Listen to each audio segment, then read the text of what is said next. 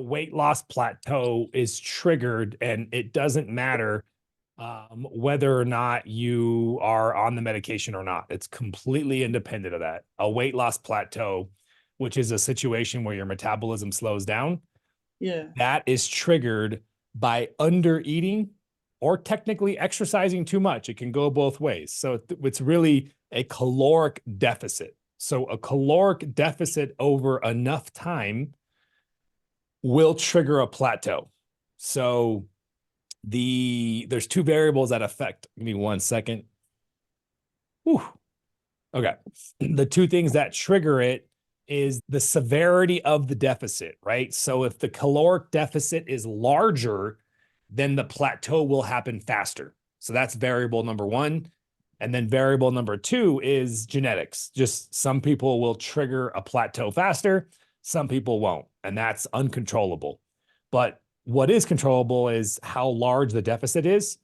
And I should also note that it's a continual caloric deficit, right?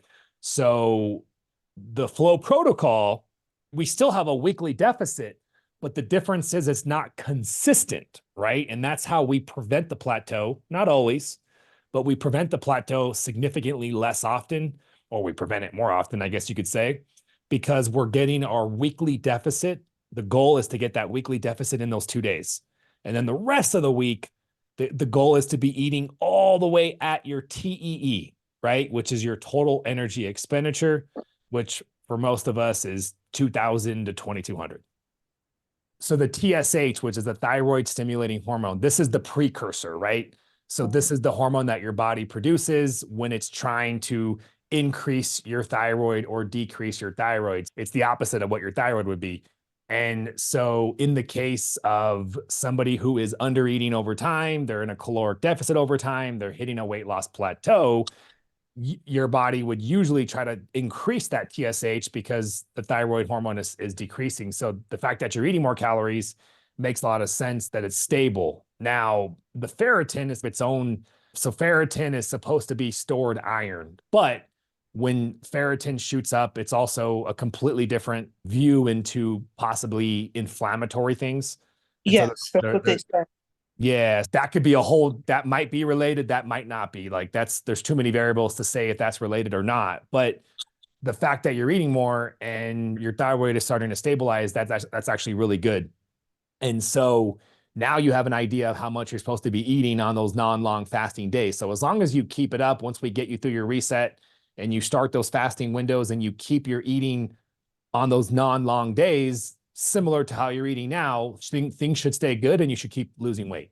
So had it been cardio that you increased, it would be a different story. So the fact that you're increasing your resistance training, if you look at how many calories you're burning for that hour or half hour, you're not burning that many calories unless you're doing a very aerobic type of resistance training, which is very different. It's not that I hate those. It's just not needed. And what you're doing now, which is more solid resistance training, is actually more important. And just as a reminder for everybody, the reason why I don't recommend those kind of high intensity, fast paced weightlifting sessions that you see so many people talk about is the concept with those is you're burning so many calories and they're trying to say you get the best of both worlds, which you do. And if you weren't doing the FLOA protocol and you weren't fasting as much as I do, and you had a limited time, that would be the best form of workout. But because in this protocol, you're fasting, I don't need you to burn more calories for the week. So what I need you to do is prioritize resistance, which sounds like what you're doing. And when you're really lifting weights, like when you are really lifting to build muscle and you're taking 90-second rests and you're pushing the weight, yes, your heart rate goes up, but depending on the person, everybody has their own genetic, how quickly they sweat versus not. So everybody has their own, but as a whole, normal perspiration rates, unless you're working out in a muggy area or a hot area, I live in Texas. yeah, you really won't sweat that much for the most part. But again, it depends on the gym. Some gyms, they don't have their AC on or it's really muggy. Then maybe you will sweat. But my point is, it's very different than cardio. You sweat so much more. So yeah, the goal for resistance training is not burning a ton of calories in the moment. So to answer your question, no, you don't need to change anything. Okay. If you were saying, Dr. Jones, I want to add 4 days a week of cardio because I'm training for a marathon, or I really enjoy it. And then I would say, let's eat more to compensate for that. But in your case, no, you're fine. Keep on moving. Now, as far as your weight trends, if this is your first, it sounds like you're just really starting. If your weight loss decreases from 2 per week to say 1.5 or 1 for the next 3 weeks, but you can tell you're looking at your body, the clothes are still fitting better, you're getting stronger, I wouldn't freak out. To me, especially when you start resistance training, when anybody starts really resistance training, you will always have a faster muscle building response just because it's new to your body. And that's normal for a couple weeks. Then what ends up happening after a couple weeks is there's a joke in the bodybuilding world. You can build muscle as fast as steroids would do for a bodybuilder for the first 4 weeks. It's a joke in the bodybuilding world that I wish I could build muscle as fast as when I first started. It's crazy how fast you build muscle mass, even in a caloric deficit. But after that, then you get through that initial phase, 3 to 4 weeks, 5 weeks. Then what's going to determine whether you're building muscle is, are you in a caloric surplus week by week, right? Which you're not, because you're doing the FLOA protocol. So note that so that you don't freak out when you see your potential decrease. You might not. You can let us know either way, but I wouldn't be too worried about it. And I would expect a little bit of a slowdown, but I wouldn't expect a full-blown plateau. That's a problem. I think everybody has their own slight version of what adrenal fatigue looks like for them. And so you have, like you're saying, that exhaustion, you know what that feels like. And so you want to, and if it happens occasionally, it's not the end of the world, but you do want to avoid that. And so just working within the framework of how hard can you push yourself on the weights without hitting that extreme fatigue. And as we continue to progress and improve your health and reduce your inflammation and your body becomes more resilient, you should get better. Your adrenal fatigue should be getting better, unless you're continuing to do stuff that's fatiguing them more, right? Then that's a problem, right? But between the supplements, between your nutritional improvements, I would expect that to get better over time. Why do you gain muscle for that short period of time? Oh, yeah. Why is a good question. I can give you it's like that first time newbie lifter thing where your body is just, this is the first time I've ever had this sort of, it's like a first time response, right? So it's almost like the body freaks out and goes, oh, okay. Yeah. And it's a good thing. That's why I said right. The joke for bodybuilders is like, man, I wish I can build muscle like I used to but that ends really quickly. And I would imagine, right? Remember, the body it's a good question. No one's ever actually asked me that. Why does the body do that? If you think about it, the body is always trying to adapt. It's always trying to adapt, and stressing it in a way that forces it to adapt is how you get positive gain. It's how you get positive progression. And I've worked with people who tell me they're lifting weights, and then when I get into it, I find out for the last 2 years, they've made no progression. They've made no strength gain because their body got to a point where it adapted to the weightlifting that they were doing, because they would do the same routine, the same sets. And they went in there and they went in there and they pushed it. But because they didn't challenge, the body got so adept where it wasn't even breaking down anymore to move the weight. So yeah, that's what the body's trying to do. It doesn't want to tear down the muscle fiber. It wants to adapt to whatever stress you're giving it. But then when it adapts, that's efficient, but now you made no progression. So the first time you lift weights, there's nothing, the body's never experienced that stress before. So it's whoa. So it makes this positive signal, stem cells, signals all these satellite reactions, and you're building muscle mass. But then after a few weeks, your body's okay. This isn't so much of a shock anymore. I don't have to adapt as much. So now let's talk poop. Let's talk bowel movement now. So somebody was asking about bowel movements related to fasting. So we can break this up into 2 sections: bowel movements during fasting and then bowel movements after. So the variable here is some of us are eating a little tiny bit when we're fasting and some of us are not. So assuming we're talking about a really clean fast where the only thing you're doing is supplements and fish oil, right? That's the goal. So you should only have about 1 to 2 more bowel movements in that 48-hour fast. Because if you think about it, it's the last couple meals that you're eating. Now, when you first start this lifestyle, which all of us go through the first month or two, it's a little bit different. And the shock and stress to your body of doing these long fasts every single week, you guys have probably heard the concept of being backed up, right? The concept of having stuff that's stuck in your colon and small intestine. And this is why people talk about not so much enemas, although that's a whole other category, but where they squirt water up your butt and you see all sorts of stuff come out, right? I'm blanking on the name right now, but I'm totally blanking on the name, but you guys know what I'm talking about. And that's a colonic. There we go, a water colonic. I don't talk about that a lot because as much as I think those are probably really good for you, it's still a little unclear and it's wiping out a lot of a lot of good bacteria too. So until I have a strong motion towards it, I am more on the positive side. I think most people will benefit, but I have seen some people get worse after those because it does push out all the good stuff too. But the point of that, a water colonic, is you're clearing out a bunch of stuff that's stuck on the walls, right, of your intestines and your colon. When you're fasting for 48 hours, that's a massive cleansing process, right? Your intestines, your whole intestines gets into this cleaning mode. And so it would be very normal for some people for that first month or two to actually have a lot of poops when they're fasting and not eating. Shouldn't last forever, but for some people, you might notice that. So that's a variable there. Once you get past a month or two, you shouldn't notice that anymore.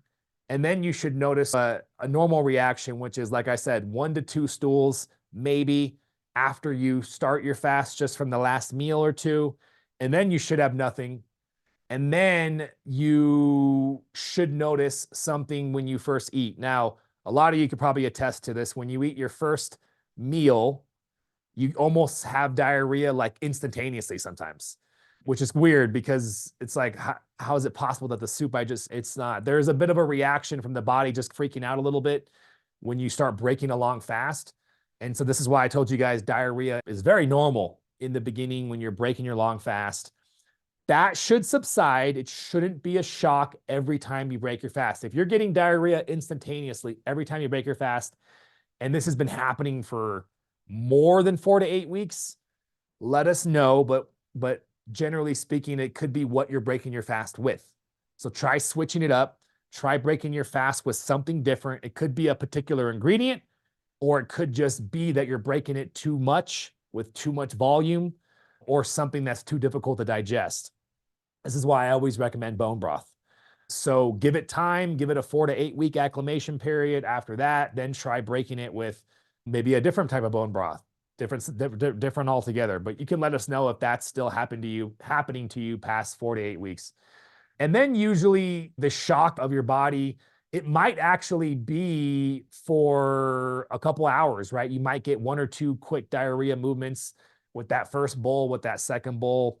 And then, like I told you guys, it takes a full 24 hours for the GI tract to normalize and stabilize after a solid 48-hour fast. Maybe after 6 to 9 months of doing this and living this lifestyle, I would say is when a body starts to get more efficient at the acclimation process. It's always going to be a shock, even for myself. And I've been fasting like this for years. And the patients that I've worked with that have been fasting for years, there's always a shock after 48 hours, but your body does become more efficient at it. And then everybody has triggers. I cannot eat anything too spicy after a long fast. I could eat spicy when I'm not fasting, no problem. But for me, spicy after a long fast, and I think for a lot of people is a trigger. So I've learned to avoid those. So you do got to learn your body in that post long fast window, because it'll be slightly different than your normal. And everybody's normal is going to be different too, depending on where they're at with their health. Do they have GI issues? Do they not? But the general rule of thumb is it'll be more sensitive compared to your normal during that post long fast phase. So there's actually this cool thing that you guys can Google if you're curious. And there is a lot of benefit to looking at your poop, guys. I know it's gross. I hate you want to say something gross, do a stool test where you got to sit there and poop into a saran thing and scoop it out. Oh, I hate doing that. And I've done it several times. It's never a comfortable thing. Once you do that, looking at your poop is way easier, but you should look at your poop. It does give you an idea of what's going on. You guys are the gatekeepers and the person most responsible for your health is you, is my point, right? Mhm. So there's something called a Bristol scale. So you Right. Google it. It's called Bristol if you haven't heard of it. And so there's this ideal poops texture, and you can have deviations on both ends, the more constipation side and the softer to the full-blown water diarrhea. And anything outside of the middle is an unideal, right? So it does make a ton of sense to me that if you were already on the constipation side, why you're not getting diarrhea from this. Somebody was asking about, does lifting weights help with food cravings like sugar? Absolutely. Working out in general is a known appetite suppressant. Crazy, right? Like you're hungry. Working out later, yes, you'll be hungry again and you might be more hungry, but to get you through a hump, a workout is definitely a known way to suppress your appetite, because once you start working out, your body has to actually release glucose. So you're forcing your body hormetically to handle your hunger and mobilize energy from somewhere else. So yeah, working out's a great way to curb your hunger. And we always promote and recommend resistance training as the primary workout method above everything else. And so there's nothing wrong with lifting weights when you're hungry. Some of you have asked, can I work out into my long fast? And my answer is no in the beginning of this program. I'm okay with you working out in the intermittent fast range. If you don't feel like lightheaded and faint, I'm okay with you working out 16 hours into your fast. And if you can pull that off, great. It's that 24-hour point that I don't want you guys doing until you've been doing the flow protocol for, say, 3 to 4 to 5 months. Once you've hit that point, you have increased your metabolic flexibility dramatically. And if you want to start playing around with your weightlifting sessions deeper into your fast, go for it, because there's really awesome magic that happens. And I'll briefly chat about it. Metabolic flexibility refers to that your body's ability to switch between your carbs and your fat. Your carbs are stored in your muscle and your liver. And your body only has about, depending on your activity level and depending on how much muscle mass you have, and depending on your metabolic rate, your average person has about 2/3 to a day's worth of energy in the storage of pure carbs. Now, generally, most people have very poor metabolic flexibility before they start this program because they're not fasting and they're not doing ketogenic diets. So what that means is their body is always going to tap into those carbs before it ever touches its own fat. And of course, insulin resistance is the big variable on that, right? But when you become more metabolically flexible, guys, this is so cool, especially when your body's getting used to, okay, I'm working out 3-4 days a week. I need to preserve my carbs. When your body gets flexible enough to and then it also realizes the pattern of, I need carbs to lift weights, that forces your body to get into fat burning storage mode faster, or fat burning mode faster, and actually save some of those carbohydrates for the weightlifting session. That's your body working for you. That's your body burning more fat, you saving carbs for training, and that's how you start maintaining physiques that are leaner with more ease, right? That's an awesome thing in the future, and that's one of the keys to the flow lifestyle and why it's going to be so much more easier, why it's going to be easier to maintain a leaner physique, because we've trained your body how to preferentially utilize energy. But in the beginning, you don't have that skill set at all. And training in that semi-fasted state is going to be very challenging. So I just wanted to reiterate that, because that's a nice perk to get to once you get to that stage.